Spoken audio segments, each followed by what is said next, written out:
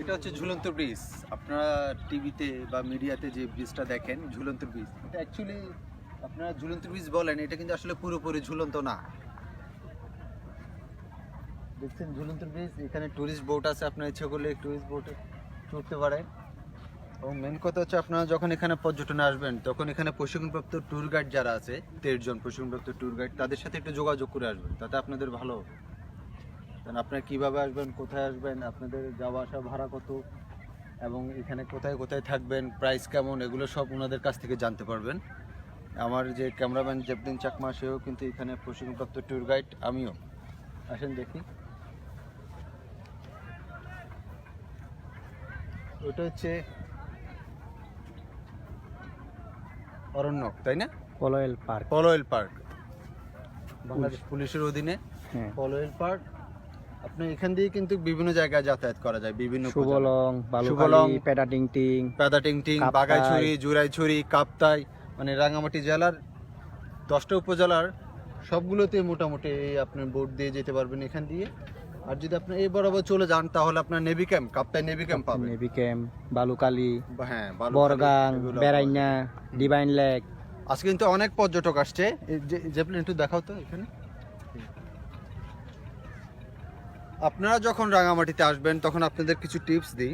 সেটা হচ্ছে আপনারা যে এলাকায় আসবেন ওই এলাকায় ম্যানেজার বা দায়িত্বপ্রাপ্ত যে লোক থাকবেন তার মোবাইল নাম্বারটা নিয়ে নেবেন। যদি কখনো, এটা তো হিল এরিয়া, কখনো কোথাও যদি বিপদে পড়েন বা সমস্যা হয় যেন সাথে সাথে যোগাযোগ করতে পারবেন। 2, এখানে প্রশিক্ষণপ্রাপ্ত ট্যুর গাইড কারা আছে তাদেরকে খুঁজবেন, কারণ তাদের কাছ থেকে আপনারা পরামর্শ নেবেন। এরা কিন্তু এই এলাকার ভৌগোলিক অবস্থা সম্বন্ধে পুরোপুরি জানে, বুঝছেন? 3 নাম্বার হচ্ছে আপনারা যখন এখানে আসবেন তখন অ্যাটলিস্ট একটা টেলিটক সিম নিয়ে আসবেন। কেন? আমি টেলিটকের ব্র্যান্ড অ্যাম্বাসেডর না, তারপরে বলি যে রাঙামাটি জেলার বিভিন্ন জায়গায় আপনার জিপি, রবি, বাংলালিংক এইসব সিমগুলো অনেক সময় ডিস্টার্ব করে, অনেক জায়গায় নেট পাওয়া যায় না, কিন্তু টেলিটক সিম আপনি সব জায়গায় নেট পাবেন। আর 4, আপনারা যখন এখানে আসবেন তখন ফার্স্ট এড বক্সে কিছু জরুরি জিনিস নিয়ে আসবেন, যেমন স্যাভলন, তুলা, তারপরে ওয়ান টাইম ব্যান্ডেজ। এগুলো আপনারা যখন পাহাড়ে উঠবেন বা এই দেখাও জেপলিন, এইসব পাহাড়ে উঠবেন, বেড়াবেন, ঘুরতেছে মানুষ, তো সেক্ষেত্রে যদি আঘাত পান যেন সাথে সাথে ফার্স্ট এডটা নিতে পারেন।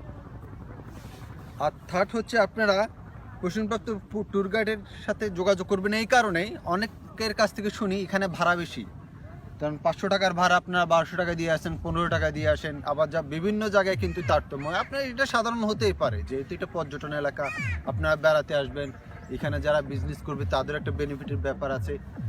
যাই হোক, তারপরে আপনারা যারা এখানে আসেন তারা যদি ট্যুর গাইডের মাধ্যমে আসেন তাহলে আপনাদের একটা সুবিধা হয়, সব দিক দিয়ে সুবিধা হয়। এখানে হোটেলের রিসোর্ট ভাড়া কত, খাবার সুবিধা কি, খাবারের প্রাইস কত হতে পারে, এসব সম্বন্ধে আপনারা পরিপূর্ণ একটা ধারণা পেতে পারেন।